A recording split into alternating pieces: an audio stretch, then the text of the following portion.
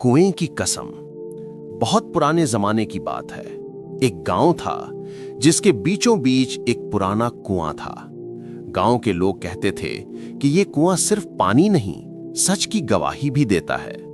जो शख्स कुएं के पास झूठ बोलता, उसकी आवाज खुद ब खुद लड़खड़ा जाती और सच बोलने वाले के दिल को अजब सुकून मिलता।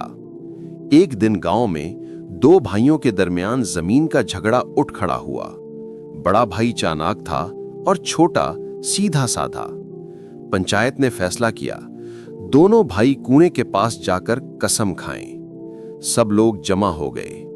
पहले बड़े भाई ने कसम खाई, लेकिन उसके अल्फाज कांप रहे थे, आवाज बैठ गई और माथे पर पसीना छा गया। फिर छोटा भाई आगे बढ़ा। उसने सादा दिल से सच कहा और कुएं से एक ठंडी हवा का झोंका निकला, जैसे गवाही दे रहा हो। पंचायत ने फैसला सुना दिया। जमीन हकदार को मिली और बड़ा भाई शर्मिंदा होकर झुक गया। उस दिन के बाद गांव में एक कहावत मशहूर हो गई कि जहां नीयत साफ हो, वहां पत्थर भी गवाह बन जाते हैं। सबक: सच वक्ती नुकसान दे सकता है, मगर आखिरकार इज्जत बन जाता है। झूठ चाहे कितना ही चालाक हो, अपनी पहचान खुद जाहिर कर देता है।